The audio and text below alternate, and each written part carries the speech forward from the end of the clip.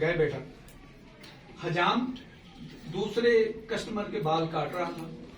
حسن بصری قریب جا کر حجام کو کہنے لگے اللہ کے واسطے بال کاٹ دو.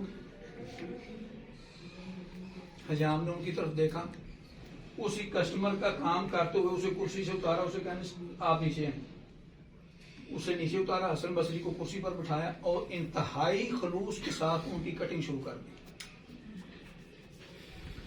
کٹنگ ہو گئی تو وہ انہیں کہنے لگے حسن بصری کہ جب میرے پاس پیسے ہوں گے تو میں آپ کو دے جاؤں گا, ابھی بتائیں کتنے پیسے.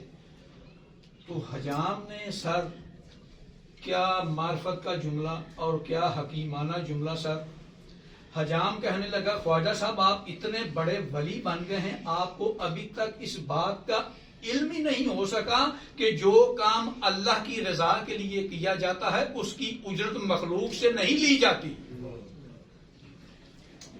نیکسٹ کوئی کوشچن.